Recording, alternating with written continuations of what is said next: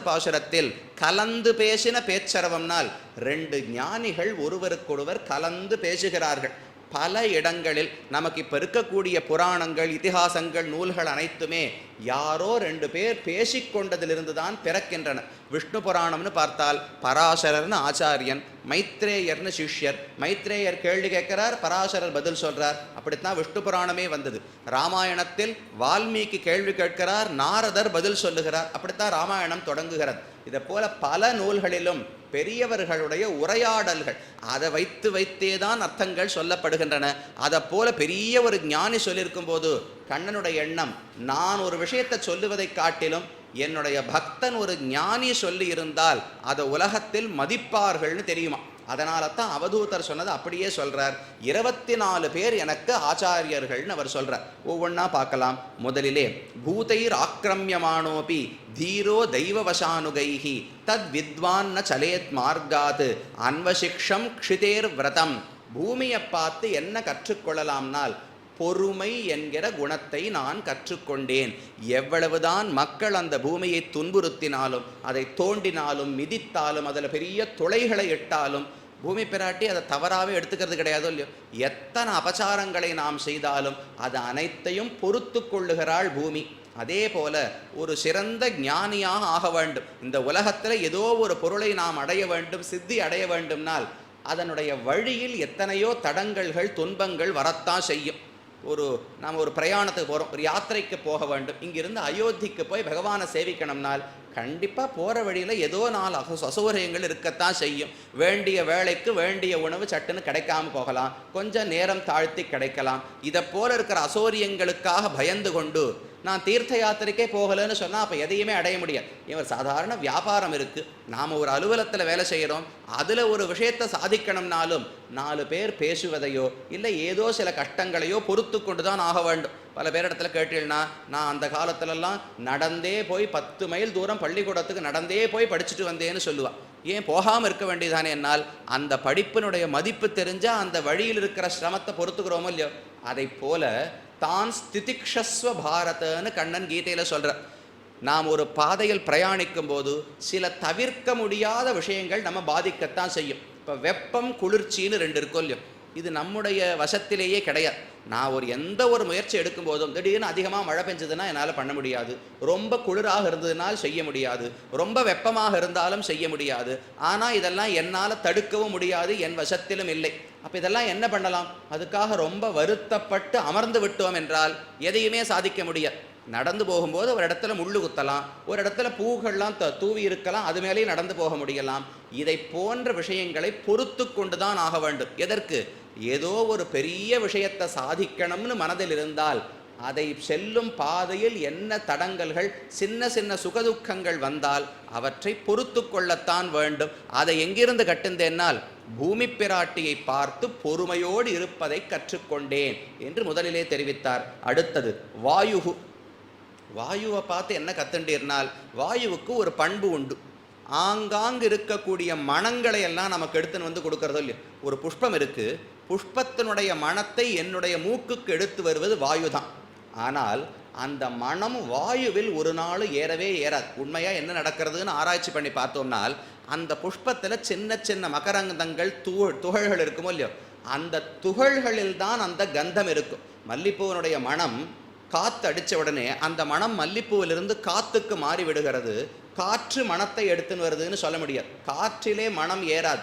காற்று என்பது அந்த புஷ்பத்தினுடைய சின்ன சின்ன துகள்களை சுமந்து கொண்டு வரும்.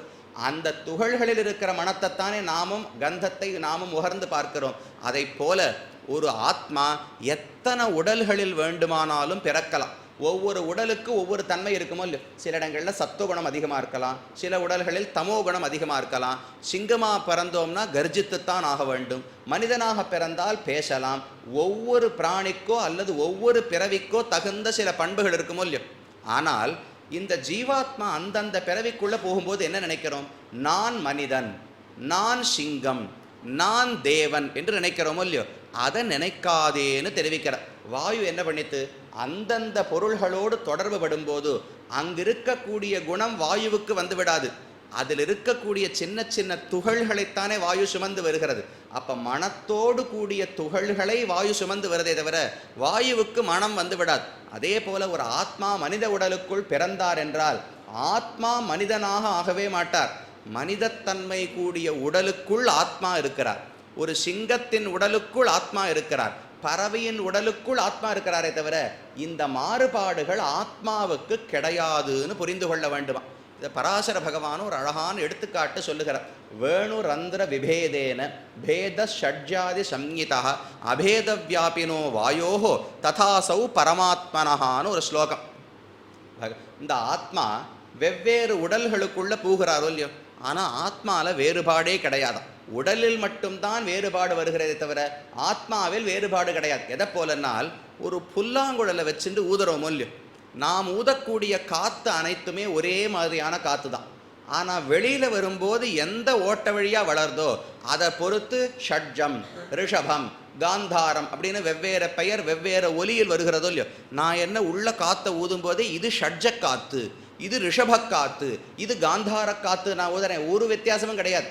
உள்ளே போகும் காற்றில் எந்த வித்தியாசமும் கிடையாது. வெளியில எந்த ரந்திரம் வழியா வருதோ அந்த பண்பு தானே அதற்கு வருகிறது. அதை போல் அப்ப காற்றினுடைய பண்பு நேர சொல்ல முடியாது. காற்று இந்த இடைவெளி வழியாக வரும்போது அதற்கு இந்த பண்பு இருக்கிறது. அதே போல ஆத்மா ஒரு சிங்கத்துக்குடைய உடலுக்குள் சென்றார் என்றால் கர்ஜிப்பார். கர்ஜிப்பது ஆத்மாவுக்கு இயற்கைன்னு நினைக்க முடியாது. உள்ள சிங்கத்துக்கு உள்ள போற ஆத்மாவும் மனிதனுக்குள் இருக்கும் ஆத்மாவும் தேவனுக்குள் இருக்கும் ஆத்மாவும் ஒரே பண்புடையவர்கள் தான். காற்று ஒரே மாதிரி இருந்தார் போலே. ஆனால் வெளியில வரும்போது வெவ்வேறு ஒலி வருது. என்னால் ஆத்மா சிங்கமா பிறந்தார்னா கர்ஜிக்கத்தான் போறார், மனிதனாக பிறந்தால் பேச போகிறார். அதெல்லாம் உடலுடைய பண்புகளே தவிர இது எதுவுமே ஆத்மாவை தட்டாது என்று ரெண்டு பேரை பார்த்து தெரிஞ்சிட்டாராம். ஒருத்தர் வாயு, மற்றொருத்தர் ஆகாசம். ஆகாசத்துக்கும் இந்த பண்பு உண்டு. உலகத்தில் எல்லா பொருட்கள் இருக்கும் இடத்திலும் ஆகாசம் இருக்கும். இப்போ இங்கே எல்லா இடத்துலையும் இருக்குது. ஒரு நெருப்பு எரிஞ்சின்றிருந்தாலும் அதையும் ஆகாசம் தொட்டு கொண்டிருக்கும், ஜலத்தையும் தொட்டு கொண்டிருக்கும், புசுத்தத்தையும் தொட்டு கொண்டிருக்கும், சிவப்பான பொருளையும் தொட்டு கொண்டிருக்கும், கருப்பான பொருளையும் தொட்டு கொண்டிருக்கும். ஆனால் இந்த எந்த தன்மையும் ஆகாசத்தில் ஏறாது. கருப்பாக ஒரு பொருள் இருக்குது, அதுக்கு பக்கத்தில் ஆகாசம் இருந்தால் ஆகாசமே கருப்பாயிடுமான்னு அப்படி தன்னுடைய தன்மை இழக்கவே இழக்காது. அப்போ வாயுவும் சரி ஆகாசமும் சரி எத்தனை பொருள்களோடு தொடர்பு பட்டாலும் அந்த பண்பு தன்னிடத்தில் வந்து விடாமல் தூய்மையோடு இருக்கின்றனவோ இல்லையோ, அதை போல் ஞானி இருக்க வேண்டும் என்று புரிந்து கொண்டேன் என்று அவதூதர் சொன்னார். அடுத்த ரெண்டு விஷயங்களை பற்றி. அப்போ நிலம், வாயு, ஆகாசம், அடுத்தது ஜலம். ஜலத்தை பற்றி தெரிவிக்கிறார். ஜலம் என்பது ஸ்வச்சா பிரகிருதித ஸ்னிக்தோ மாதுரிய தீர்த்தபூர் நிருணாம் முனிஃப் புனாத்யபாம் மித்ரம் ஈக்ஷா உபஸ்பர்ஷ கீர்த்தனைஹி. ஜலம் என்பதற்கு என்னென்ன பண்புகள் உண்டு? ஒன்று, தெளிவானதாக இருக்கும். ரெண்டாவது, தன்னை சுற்றி இருக்கும் விஷயங்களை தூய்மைப்படுத்தும். தண்ணீரால் கழுவினால் தானே எதையுமே நாம் தூய்மைப்படுத்துகிறோம். அதுவும் மந்திரத்தோடு சேர்த்து புரோக்ஷிச்சோம்னா இன்னும் அதிகமான தூய்மைன்னு சொல்கிறோம். அப்போ தண்ணீர் தெளிந்து இருக்கும், தன்னோடு தொடர்புபட்ட பொருள்களுக்கு தூய்மை அளிக்குமோ இல்லையோ. அதே போல ஒரு ஞானி என்பவன் தான் முதல்ல தெளிந்து இருக்கணுமா. என்னென்ன விஷயங்களில் பாருங்க, ஜலத்தை தொட்டாலும் நமக்கு தூய்மை உண்டு. இல்லை உயர்ந்த தண்ணீர், இப்போ கங்கா ஜலம் இருக்குன்னால் அதை பற்றி பாடினாலே போற்றி புகழ்ந்து பேசினாலே நமக்கு தூய்மை ஏற்பட போகிறது. அதை போல ஒரு ஞானி எப்படி இருக்கணும்னால் அவனை பார்த்தாலோ அவனை தொட்டாலோ அவனை பற்றி பேசினாலோ மற்றவர்களுக்கு தூய்மை வரணுமா. அப்போ ஞானி என்பவன் தண்ணீரை போல் இருக்க வேண்டும். தண்ணீரை பார்த்தாலும் சரி தொட்டாலும் சரி பேசினாலும் சரி புனிதத்தன்மை வருகிறது. அதை போல் ஒரு ஞானி தண்ணீரை போல் இருக்க வேண்டும். அதற்கு அவனிடத்தில் என்ன இருக்கணும்? தூய்மை இருக்க வேண்டும். என்ன கலக்குவதற்கு மற்றவர்கள் முயற்சித்தாலும் அவனுடைய ஞானம் கலக்கப்படாமல் தெளிவாக இருக்கணுமோ இல்லையோ, அதை தண்ணீரை பார்த்து புரிந்து கொண்டேன்னு தெரிவித்தார். அடுத்து சந்திரமா ரவிகி. சந்திரனை பார்த்து என்ன புரிஞ்சுட்டார்னால், சந்திரன் எப்பவும் ஒரே மாதிரி தான் இருக்க போகிறார். ஆனால் நமக்கு கண்ணுக்கு தெரியும் போது கலைகள் வளருவது போல் தெரிகிறது, அப்புறம் கலைகள் தேய்ந்துவது போல் தெரிகிறதோ இல்லையோ. சுக்லபக்ஷம் கிருஷ்ணபக்ஷம்னு சொல்கிறோம், வளர்பிறை தேய்பிறை. உண்மையாக சந்திரனுக்கு என்ன உடம்பு வளர்ந்துட்டே போகிறது, உடம்பு தேய்ந்துட்டே போகிறதான்னு நம்ம கண்ணுக்கு படும்போது வளர்வது போல தெரிகிறது, தேய்வது போல தெரிகிறது. ஆனால் உண்மையான சந்திரனுக்கு எந்த மாறுபாடும் ஏற்பட போவது கிடையாது. அதை போல் அவதூதர் தெரிவிக்கிறார். இந்த உடலில் முதல்ல சின்ன குழந்தையினுடைய உடலாக இருக்கும். சிசுன்னு சொல்லுவோம், அதுக்கப்புறம் பாலன்னு சொல்லுவோம், அப்புறம் குமாரன்னு சொல்லுவோம், அப்புறம் யுவான்னு சொல்லுவோம், அப்புறம் விருத்தன்னு சொல்லுவோம், அப்புறம் மரணமடைந்து விட்டார்னு சொல்லுவோம். இது எந்த மாற்றமுமே உடலுடைய மாற்றம் தானே தவிர உள்ள இருக்கிற ஆத்மாவுக்கு மாற்றமே கிடையாது. தேகினோஸ்மின் யதா தேகே கௌமாரம் யௌவனம் ஜரா ததா தேகாந்தர பிராப்திஹி தீரஸ் தத்தன முஹ்யதி என்று கண்ணன் தெரிவிக்கிறார். அர்ஜுனா, நீ ஒரு குழந்தைய பார்த்த, ஒரு வயசு குழந்தை வயசாகி ஒரு 5 வயசு குழந்தை ஆகும்போது யாரானு வருத்தப்பட்டீளா? இல்லை, வருத்தமே படலை, ஆனந்தமாக விளையாடினோம். 5 வயசு குழந்தைக்கு 10 வயசு ஆச்சே வருத்தப்பட்டீளா? இல்லை. 10 வயசு குழந்தைக்கு 30 வயசு ஆச்சே வருத்தப்பட்டீளா? இல்லை.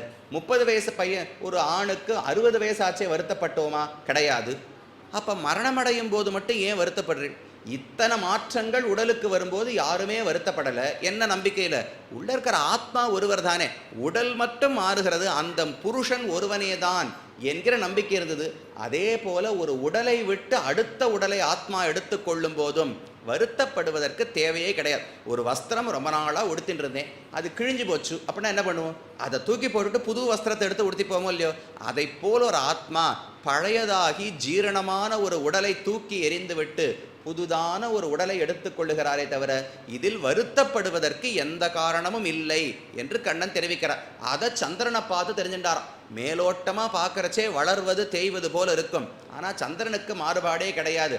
அதை போல் உடலில் வளர்ச்சியோ தேய்மானமோ வந்தாலும் ஆத்மா மாறாமல் இருக்கிறார் என்று சந்திரனை பார்த்து தெரிஞ்சுட்டேன்னார். அடுத்து சூரியனை பார்த்து என்ன தெரிஞ்சுட்டீர்னால், சரியான சமயத்தில் பொருள்களை எடுத்து கையாள வேண்டும், சரியான சமயத்தில் அதை மறுபடியும் ஆசைப்பட்டவர்களுக்கு கொடுத்து விட வேண்டும்னு தெரிஞ்சுட்டாராம்.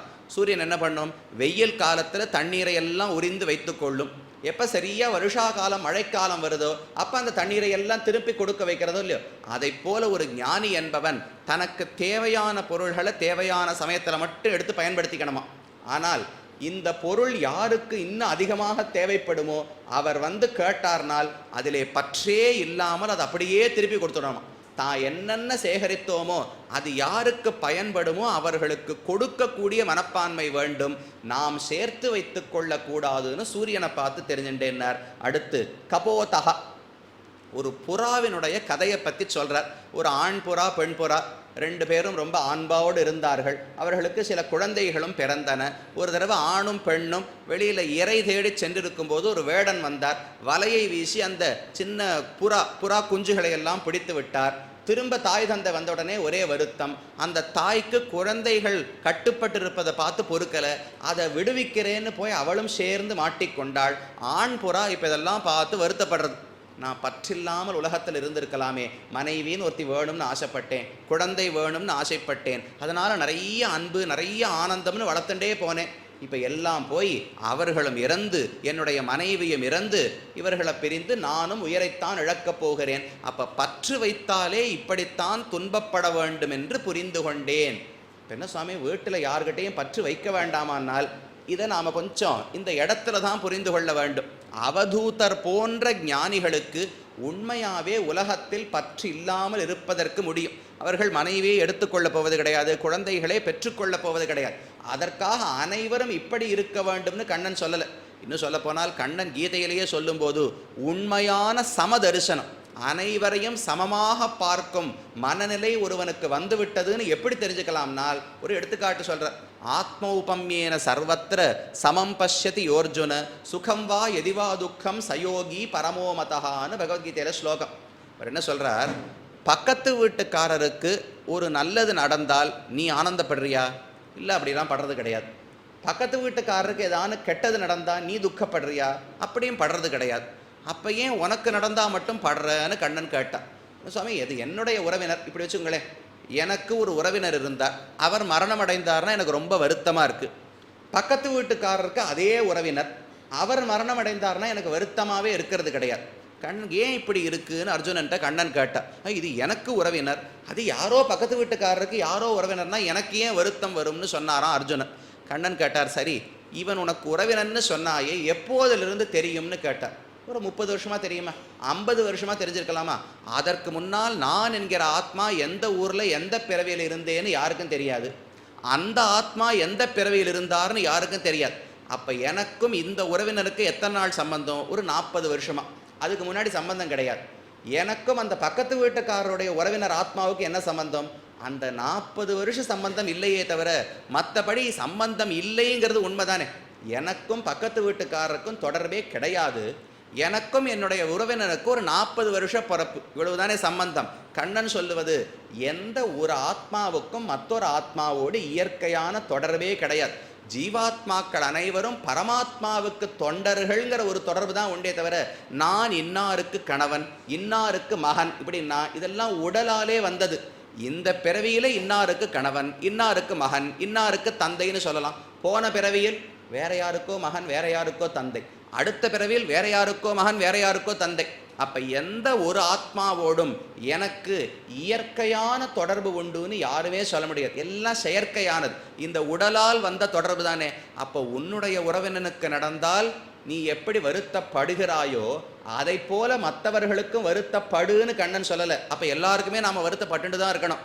கண்ணன் சொல்லுவது பக்கத்து வீட்டுக்காரருக்கு ஒரு கஷ்டம் வந்தா நீ வருத்தப்படுவது இல்லையோ, அதை போல உன்னுடைய உறவினனுக்கு வந்தாலும் கவலைப்படாதே. ஏன்னா இவனும் உறவினன் கிடையாது, அவனும் உறவினன் கிடையாது. எல்லா ஆத்மாக்களுமே உன்னோடு தொடர்பு அற்றவர்கள் தான்.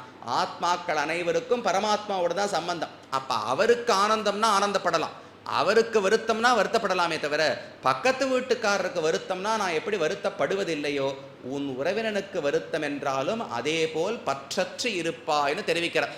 அப்போ மனைவி மக்கள் இவர்களெல்லாம் என்ன பார்க்கணும்னால் பக்தி மார்க்கத்தில் பிரயாணிப்பதற்கு எனக்கு கிடைத்த துணைகள் என்று பார்க்கணுமா.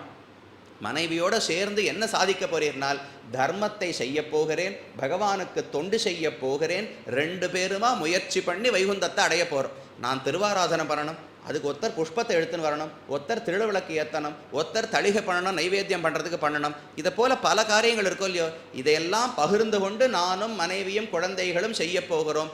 பகவானுடைய தொண்டில் நாங்கள் எல்லாம் சேர்ந்திருக்கிறோம் நினைக்கணுமே தவிர அதுக்கு மேலே பாசம் நேர எனக்கும் அவருக்கும் ரொம்ப நாள் பந்தம் என்று வைக்காதே என்று கண்ணனும் உபதேசிக்கிறார், அவதூதரும் உபதேசிக்கிறார்.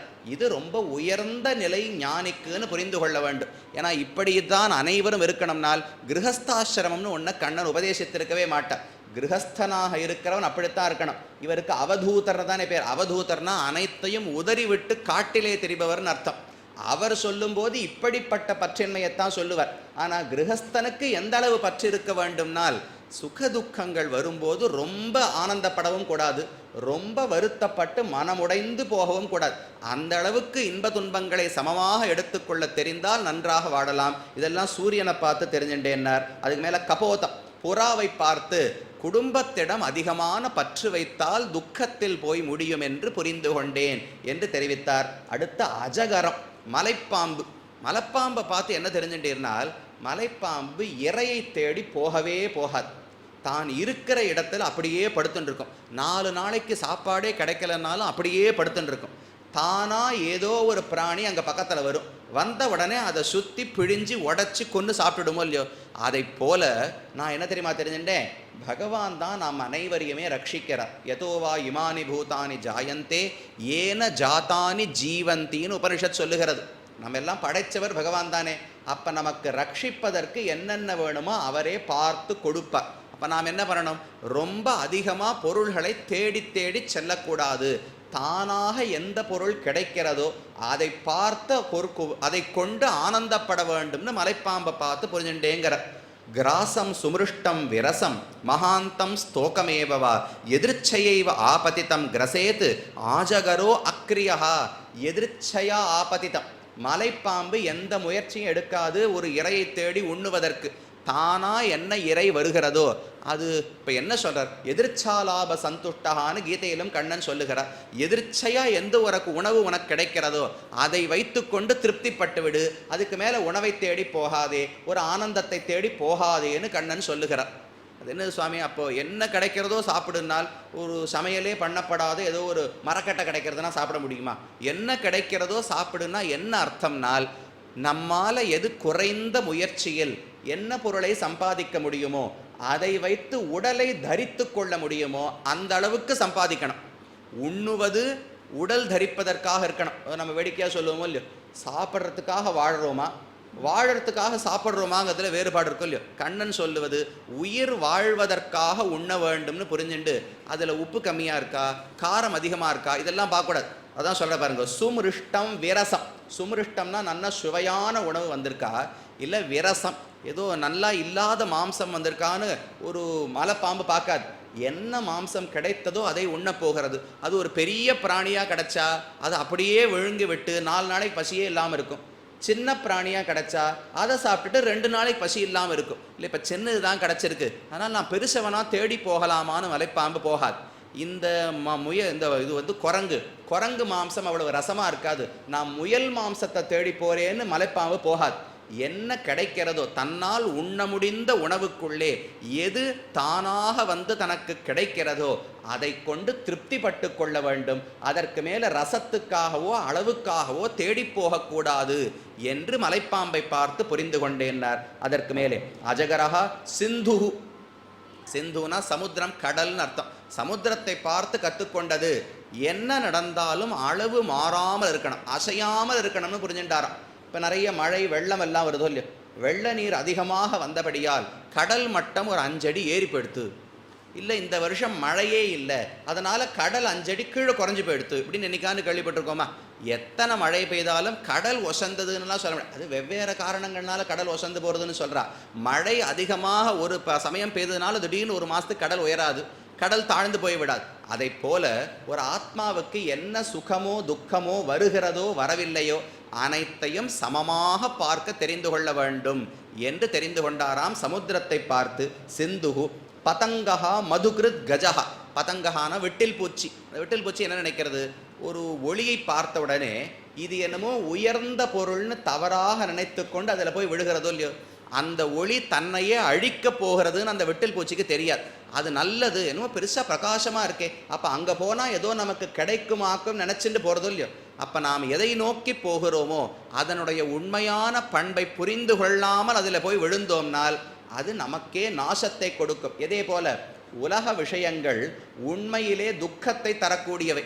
எந்த ஒரு அனுபவத்தை வேணாலும் உலகத்தில் எடுத்துக்கோங்களேன், அது ஏதோ ஒரு விதத்தில் ஒன்று அதை சம்பாதிக்கிறதுக்கு நிறைய கஷ்டப்பட்டுருக்கணும். இப்போ செல்வம்னு எடுத்துக்கோங்க, செல்வத்தை சம்பாதிக்கிறது பெரிய கஷ்டமாக இருக்குது.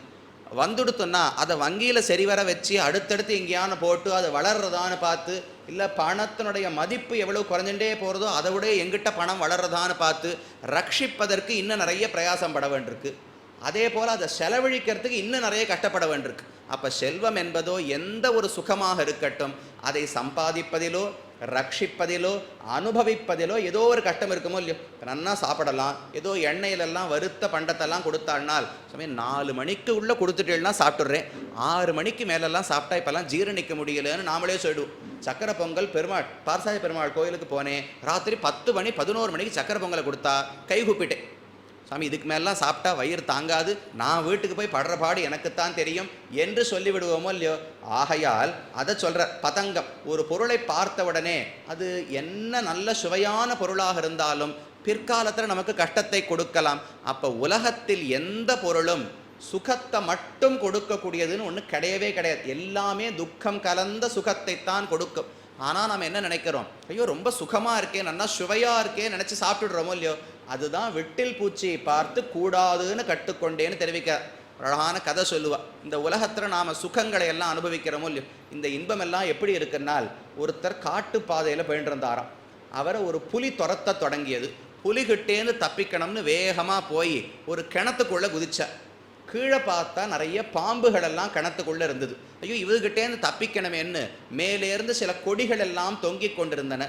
கொடியை பிடிச்சிட்டு ஏறி நடுவில் நிற்கிற.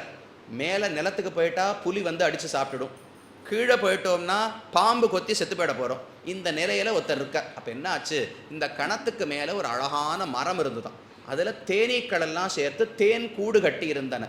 அந்த கூட்டிலிருந்து ஒரு சொட்டு தேன் வந்து இவருடைய நாக்கில் விழுந்துதான். அதை சுவைத்து பார்த்து, பா என்ன ரசம் என்ன ரசம், ரொம்ப ஆனந்தமாக இருக்குன்னு அவர் சொன்னாராம்.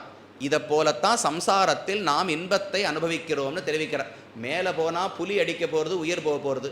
கீழே போனால் பாம்பு கொத்தி உயிர் போகிறது, அதுக்கு நடுவில் நாக்கில் தேன் விழுந்ததுன்னு ஆனந்தப்படுறோமோ இல்லையோ, இதை போல் தான் இந்த ஜீவாத்மா இங்கே இருக்கிறார். சுற்றி இருக்கிற துன்பம் என்னன்னு தெரியாமல் சின்ன சின்ன இன்பங்களை என்னமோ பேரின்பமாக கருதுகிறான். அது கூடாது, பொருள்களுடைய உண்மையை தெரிந்து கொள்ள வேண்டும். உலகப் பொருள்கள் அனைத்துமே துக்கம் கலந்த இன்பத்தை தான் கொடுக்கும்னு தெரிந்து கொண்டேன். எதை பார்த்து? விட்டில் பூச்சியை பார்த்து. விட்டில் பூச்சி நெருப்பினுடைய தன்மை தெரியாமல் பிரகாசமாக இருக்குன்னு நினச்சிட்டு போய் விழுந்துடுறது, உடலில் தன்னுடைய உயிரையை இழந்து விடுகிறது. அப்படி இல்லாமல் பொருளை ஆராய்ந்து பார்த்து அதனுடைய உண்மைத்தன்மையை தெரிந்து கொள்ள வேண்டும் என்று புரிந்து கொண்டேன் என்று தெரிவித்தார்.